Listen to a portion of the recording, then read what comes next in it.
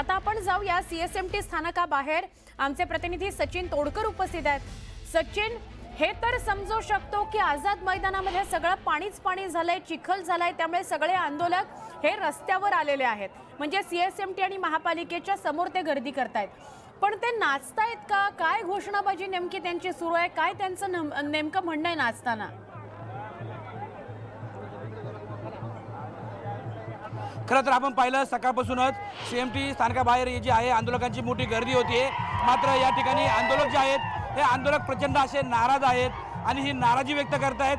खरं तर या ठिकाणी वाद्य चालू आहेत, या वाद्याच्या तालावरती हे आंदोलक नाचतायत। हे आंदोलक नाचतायत का हे मात्र समजू शकलेलं नाहीये।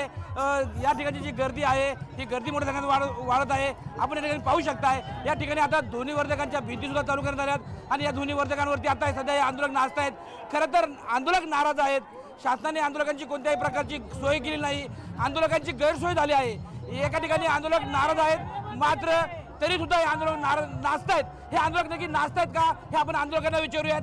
काय सांगाल, शासनाने तुमची गैरसोय केली आहे तर या ठिकाणी आंदोलक नाचतायत? शासनानं अजिबात कुठलीच व्यवस्था केली नाही। संडास बाथरूम मध्ये कुठल्या पाणी नाही, पियाला पाणी नाही। आझाद मैदान 75 वर्ष झालं आझादी भेटून अजूनही तिथं चिखल आहे। आंदोलन कुठे करावं? तिथं काय बसण्याची सोय नाही। लोक नाचतायत का? लोक फक्त लक्ष वेधण्यासाठी नाचतायत। सरकार आणखीन देखील झोपे गेलेलं आहे, त्यांना जाग आली पाहिजे। याचं मागून कुरपाड्या करतायत। संडास बंद करणं, खाऊगाली बंद करणं, अरे तुम्ही किती बी बंद करा। पट्ट्या जरांगे पाटलाचा 1 महिनाभर हल्ला तर बोला, आणि जरांगे पाटलाला एकला एक मराठा पडून देणार नाही।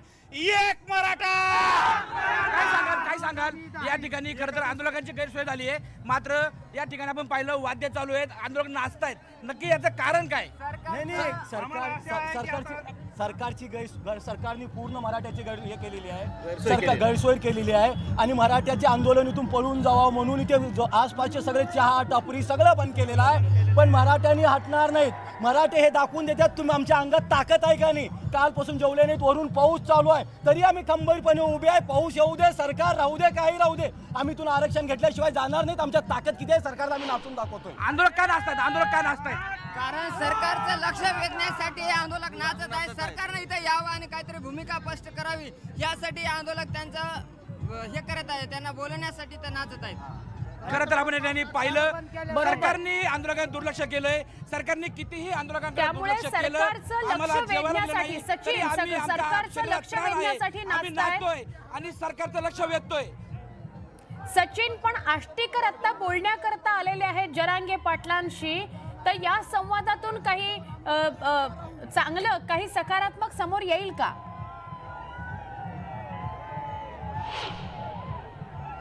खरं तर या ठिकाणी हे आंदोलक जे आहेत हे पूर्ण वैतागलेले आहेत। आंदोलकांची मानसिकता बदलतीये। सरकारने कुठंतरी हे आंदोलन गांभीर्याने घेणं गरजेचं आहे। एखादा खासदार किंवा आमदार या ठिकाणी जरांगे पाटलांची भेट घेऊन जमणार नाही।